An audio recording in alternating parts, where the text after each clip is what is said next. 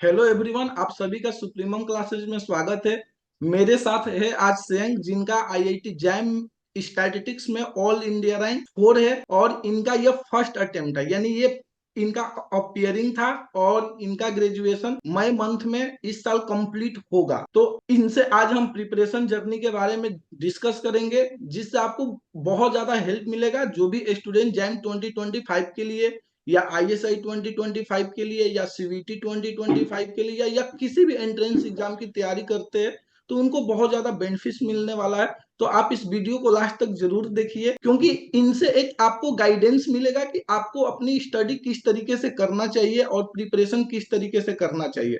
तो मेरा नाम शशि भूषण है और मैं सुप्रीमम क्लासेज में IIT JAM mathematical statistics, CUET statistics, GATE statistics and ISI M stats की प्रिपरेशन कराता हूं। तो सेंक, आपको बहुत बहुत बधाई हो कि आपने इतना अच्छा रैंक गेन किया। और मैं चाहता हूं कि आप पहले अपने आप को इंट्रोड्यूस। तो मेरा नाम है सायक पांजा। मैं वेस्ट बंगाल से हूँ। मेरा गांव का नाम है मानपुर बागनान और मैं Narendrapur Ramakrishna Mission Residential College से हूँ। तो मुझे स्टैटिस्टिक्स पर ज्यादा इंटरेस्ट पहले से 12th से पहले नहीं था। मतलब 11 12 में मेरा स्टैटिस्टिक्स सब्जेक्ट था, लेकिन उस वक्त इतना इंटरेस्ट नहीं था। मैं जेई के लिए प्रिपरेशन करती थी, जेई एडवांस भी दिया था, लेकिन उस वक्त इतना अच्छा रिजल्ट नहीं आया। फिर जब मैंने बीएससी में स्टैटिस्टिक्स में एडमिशन ली, तब यहाँ का जो फैकल्टीज है हमारा इस रामकृष्ण मिशन कॉलेज, वो बहुत ही अच्छा है। तो उन लोगों से मतलब बहुत मोटिवेशन मिला कि इस सब्जेक्ट को पढ़ा जा सकता है ऐसे। तो ये बतलाइए, आप लोगों ने प्रिपरेशन के लिए मींस आपने प्रिपरेशन के लिए मैंने किस बुक को आपने फॉलो किया था? मतलब मैं तो एक बुक को हमेशा फॉलो करता हूँ, वो फर्स्ट ईयर से, वो है मूड ग्रेविल बोस का जो प्रोबेबिलिटी स्टैटिस्टिक्स का बुक है। और रोहत की साले और फंडामेंटल्स और ये आउटलाइन ये वगैरह तो है ही। मतलब वो मूड ग्रेविल बोस मेरा मतलब अल्टीमेट, मैं हमेशा बहुत अच्छा। ये बतलाइए, आप लोगों का अपना कुछ ग्रुप भी था क्या डिस्कशन के लिए? ग्रुप तो था ही। हम लोग यहाँ पर हॉस्टल में रहते हैं, तो सब लोग एक साथ रहते हैं। तो ग्रुप डिस्कशन में बहुत ही सुविधा होती है। जब 4 5 लोग एक साथ एक रूम में बैठ गए, सब लोग का अलग अलग क्वेश्चन, अलग अलग सोल्यूशन, तो बहुत सारा प्रोसेस देख जाए। ये बतलाइए कि आप जब मीन्स आपको आपने टेस्ट बहुत सीरियसली दिया था, मैंने देखा था। तो आपने वो टेस्ट के लिए कभी कभी आपने एक एक दिन में दो दो भी टेस्ट दिया है, तो आप इस चीज को कैसे मैनेज कर लिए? मतलब मैं सुप्रीम क्लास में जब ज्वाइन किया वो बहुत ही लेट में था। मतलब तब तक 10 या 15 एग्जाम आ चुके, तो मैंने देखा कि बहुत ही बैकलॉग है और पढ़ाई भी थोड़ी करनी है दूसरी सब्जेक्ट पर। तो मैंने क्या किया कि सुबह में एक देता था और शाम में एक देता था। पर तो ऐसे हो जाता था, मतलब सुबह 7 से 10 और शाम में 7 से 10, तो दो दो एग्जाम हो जाए। हम एक्चुअली हम टेस्ट सितंबर से ही स्टार्ट कर देते हैं ना। वैसे रेगुलर बैच का भी हाँ टेस्ट मतलब रहता है, मेन। फिर सितंबर वाला भी टेस्ट रहता है। तो ये जो थोड़ा हाँ। आप लेट आए थे, तो थोड़ा बैकलॉग था, तो उसको आपने पहले कंप्लीट हम्म। किया। ऐसे ये बताइए, जो आप टेस्ट देते थे एक दिन में, कभी आपने जो दो टेस्ट दिया, आप उसका एनालिसिस के लिए मीन्स कैसे देखते थे? मैं उसके लिए आप कैसे टाइम निकाल लेते थे? मतलब एनालिसिस में क्या करता था, हम लोग सब मिलकर एनालिसिस करते। हम लोग जितना यहाँ पर सुप्रीम के जो स्टूडेंट्स है, सब लोग मतलब एक एग्जाम को दिए, फिर यहाँ पर आए, यहाँ पर सब मिलकर बैठ गए और पूरा एनालिसिस कर रहे थे। इस वक्त तब अकेला करने में 2 3 घंटे लग जाते थे, वहाँ पर 30 मिनट 1 घंटे में सब हो जाता। ये बहुत ही आसान। ओके, इससे आप लोगों का टाइम बहुत बचा, एक तरीके से कह सकते टाइम हैं। बहुत। हाँ, तो आप दूसरी चीजों पर टाइम दे पा रहे थे, यानी ग्रुप डिस्कशन बहुत ज्यादा बेनिफिशियल होता है, एक तरीके से हम कह सकते हम्म। हैं। क्योंकि जो काम 5 घंटे में होने वाला है, आपने उसको 5 मिनट या 50 मिनट में कर दिया। हाँ वही। तो हाँ, बाकी बहुत तो ही समय सुविधा है। आप, हाँ, बाकी टाइम आप लोगों का सेल्फ स्टडी में चला गया। तो ये एक ना, हम्म। आप लोगों के कॉलेज से इतना सब बेहतर स्कोर किया, इतना बेहतर रैंक आया है, तो कहीं ना कहीं मुझे लगता है ना कि ये ग्रुप डिस्कशन का ना बहुत ज्यादा क्रेडिट जाता है, ठीक है ना। क्योंकि मैं शुरू से ही बोल रहा था कि आप लोग ग्रुप बनाओ, ग्रुप अपना बनाओ, ग्रुप में डिस्कस करो, डाउट्स डिस्कस करो। क्योंकि टेस्ट में इतने सारे क्वेश्चंस, इतने अच्छे लेवल के क्वेश्चंस, कि उसको अकेले हम्म। करने में टाइम लगेगा, लेकिन आप ग्रुप में करते हो तो वो सारी चीजें इजीली हो जाएगी। हम हालांकि सॉल्यूशन देते थे, लेकिन उसमें भी काफियों हाँ को डाउट्स रहते थे, तो मैं चाहता था कि वो लोग ग्रुप में डिस्कस कर ले। तो शायद आप लोगों मतलब ने दो वो तीन सब। तरह प्रोसेस, 2 3 प्रोसेस थी। एक ने एक तरफ से किया, दूसरे ने दूसरी तरफ से किया। मतलब 2 3 प्रोसेस हम लोग चेक करते थे। बहुत ही इजी है। किसी ने शॉर्ट प्रोसेस से किया, वो बहुत ही इसी वजह उसमें मैं मुझे ना सबसे अच्छा अप्रोच जानते हो किसका लगा? रौनक का लगा। मैं उससे इम्प्रेस हो गया, इतना अच्छा अप्रोच, इतना टेक्निकल अप्रोच से। हाँ हाँ, कि बहुत। हम कहे कि हम लोग क्या एक भाई, साथ ही गए थे। माने जो बहुत क्वेश्चन अच्छा। हाँ 10 लाइन में होने वाला है उसको 2 लाइन में सिमट देना, सारी चीजों को मीन्स अनयूजुअल नहीं होता है कि ये चीजें लिखने वाली नहीं है, ये ओबीएस है, सबको पता होगा। जब हम उस लेवल पर चले जाते हैं और वो सारे स्टेप्स को स्किप करके 1 लाइन में लिख देता था, मैं कहे कि क्या बन रहा है। तो वो है, तो देखते हैं उनका भी इंटरव्यू होगा। हाँ, उनका रैंक 21 है। और ठीक है, तो ये बताइए कि आपने अपना रिवीजन किस तरीके से किया? मतलब मैंने एक्चुअली जैम के लिए उतना पढ़ाई नहीं किया था। सुप्रियम लेने से पहले, मैं दिसंबर में सुप्रियम लिया, उससे पहले मैं इतना जैम के लिए नहीं पढ़ा था। मतलब जो क्लासेस में, कॉलेज की क्लासेस में होता था वही पढ़ता था। उसके बाद मतलब अक्टूबर नवंबर से मेरे जो दोस्त जो सुप्रियम लिए थे वो बोलते थे कि सुप्रियम अच्छा है, तो मैंने सुप्रियम लिया। उसके बाद देखा था बहुत ही बैकलॉग हो गया है, तो मैंने एस्टिमेशन ये सब चीज, मतलब वही मूड ग्रेविल बुक्स, मेरा जो बुक, वो बुक से मैं पूरा पढ़ रहा, पूरा इन ऑन टू एंड। तो ऐसे ऐसे हो गया। तब देखा कि कोई शॉर्ट प्रोसेस है, उसको चेक किया, किस तरह से फास्टर किया जा सकता है। मतलब पूरा जैम के लिए पढ़ना, मतलब ना जो टॉपिक मतलब इतना यूज नहीं होता उसको पूरा छोड़ दिया। जो मतलब मैं रियल एनालिसिस में थोड़ा अच्छा था, तो मैंने देखा कि उससे ज्यादा टाइम वेस्ट की वजह मैं दूसरी टॉपिक पे ज्यादा फोकस करूँ, तो वो अच्छा होगा। ऐसा किया, ऐसे होगा। जब आपने जैम के लिए रिवीजन करना स्टार्ट किया या जब आपने देखना स्टार्ट किया, तो आपने कौन से टॉपिक्स को पहले प्रेफरेंस दिया? पहले दिया था इन्फरेंस, दिया एस्टिमेशन, हाइपोथेसिस। मतलब इससे बहुत सारे क्वेश्चन है, तो मैंने इस पर पहले फोकस किया। तो उसके बाद जो प्रोबेबिलिटी स्टैटिस्टिक्स जो है वो ज्यादा इंपॉर्टेंट टॉपिक था मेरे। उसके बाद लिनियर अलजेब्रा, ये ज्यादा हाँ, क्योंकि ये ना मैं ना जैसे जिनका सिलेबस कंप्लीट हो जाता है, जैसे मेरा भी, यदि मैं आईआईटी जैम देता अभी प्रेजेंट टाइम में आप लोगों के साथ, और मेरा पूरा सिलेबस कंप्लीट होता और रिवीजन की बात आती, तो स्टैटिस्टिक्स एक ऐसा सब्जेक्ट है और उसके अंदर एक इन्फ्रेंस ऐसा टॉपिक है कि वो इन्फ्रेंस में सब कुछ यूज हो जाता है, सब कुछ।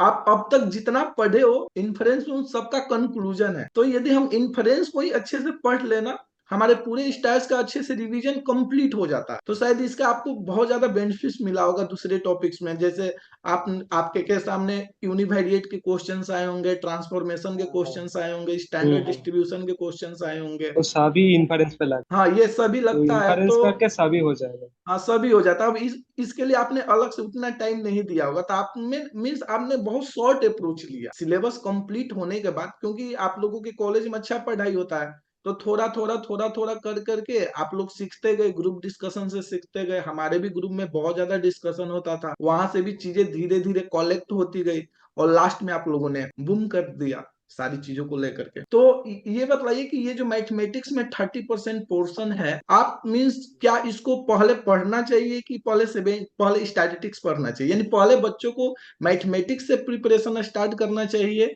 या पहले स्टैटिस्टिक्स से प्रिपरेशन स्टार्ट करना चाहिए? आपको क्या लगता है? है कि पहले स्टैटिस्टिक्स का ही लेना चाहिए। मतलब वो एक वास्ट पोर्शन है, मतलब जो लीनियर अलजेब्रा और रियल एनालिसिस से आता है। तो लीनियर अलजेब्रा लगभग इजी आता है। मतलब रियल एनालिसिस और जो डिफरेंस, टू वेरिएबल डिफरेंशिएबिलिटी और इंटीग्रेबिलिटी जो आता है वो थोड़ा टफ आता है। तो मेरे खिलाफ वो मत करो कि स्टैटिस्टिक्स का जो पोर्शन है, inference, probability statistics, random variable, ये पोर्शन ज्यादा इंपॉर्टेंट है, तो उसको पहले करना। नहीं, मैं एग्जाम में करने की बात नहीं कर रहा हूँ, जैसे कोई प्रिपरेशन नहीं, पहली एग्जाम पे बार नहीं, स्टार्ट कर रहा प्रिपरेशन। है, अब प्रिपरेशन है। हाँ, प्रिपरेशन में ही पहले जो इन्फरेंस या प्रोबेबिलिटी स्टैटिस्टिक्स, ये सब करना चाहिए। मतलब ये करोगे तो इजीली बाकी सब आ जाए। तो ये बतलाइए कि ये जो आपका लास्ट का पीरियड था, जैसे मेनली जनवरी वाला मंथ जो था, और ये जो लास्ट वीक का जो टाइम था, लास्ट का 7 डेज या लास्ट का 10 डेज, मीन्स आपने उस चीज को कैसे मैनेज किया? मतलब जनवरी में तो, जनवरी में मतलब जनवरी 1 to 31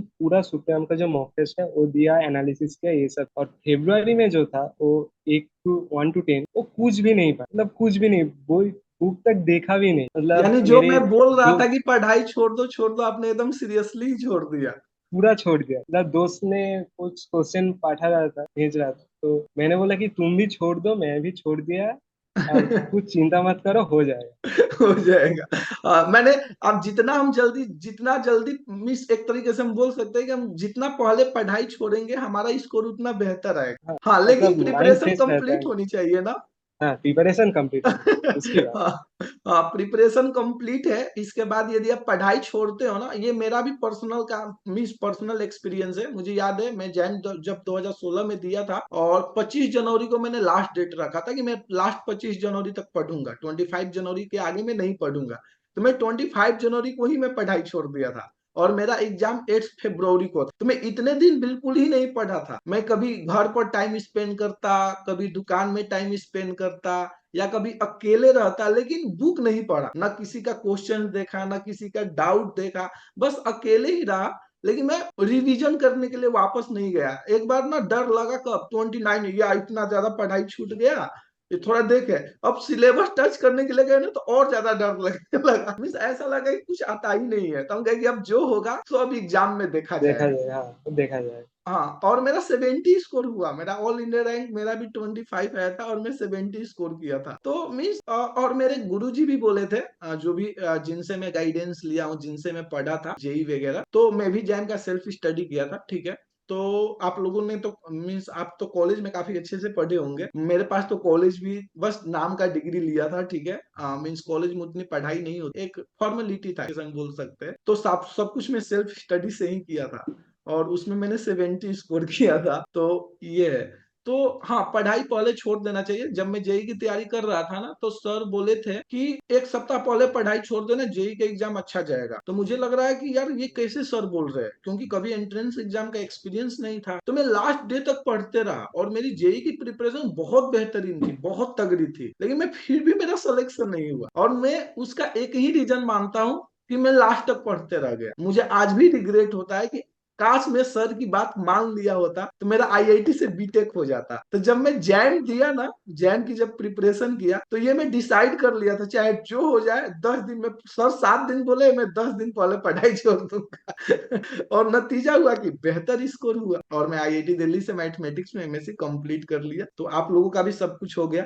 तो लास्ट क्वेश्चन है आप से, कि जो भी जैम 2025 के लिए प्रिपरेशन कर रहे हैं या करना चाहते हैं, आप अपने तरफ से उनको क्या टिप्स देना चाहते मैं एग्जाम रिलेटेड दो टिप्स दे सकता, एक जो मुझे बहुत ही गलती होती, मतलब कोई क्वेश्चन में पूछा है कि व्हिच इज रॉन्ग, मतलब वो रॉन्ग ऑप्शन को चाहते हैं, मतलब और मैंने क्या किया, पहले फर्स्ट ऑप्शन को देखा, वो करेक्ट है, मैं वो देकर चला, ऐसी एक मिस्टेक हुआ है मेरे हैं? ओके, दो तो ये हजार तो मैं तो रेगुलरली, ये तो मैं ग्रुप में ऑडियो मैसेज तो भेजता था ना, कि क्वेश्चन को कंप्लीट पढ़ना है। मैं उसी के लिए बोलता था मेनली, कि ट्रू फॉल्स में ना, क्या होता है कि पूछता फॉल्स है, और हमें ट्रू की आदत होती है। हमें ट्रू का आदत होती है, और ये बहुत ही मुश्किल होती है। और सेकंड जो होता है वो फिर भी क्वेश्चन ही पढ़ने का ही मिस्टेक है, मतलब कोई चाह है कि पी स्क्वायर का वैल्यू चाह है, मैं पी का वैल्यू देकर चला नेट, ऐसा होता था एग्जाम, मतलब मॉक टेस्ट, इस पर नहीं हुआ फाइनल, ठीक है, ऐसे चलो, ही ये दो और कुछ टिप नहीं देना होता। चाहते हैं जो स्टार्टिंग से प्रिपरेशन स्टार्ट करना चाहते हैं उनके लिए? ये तो आपने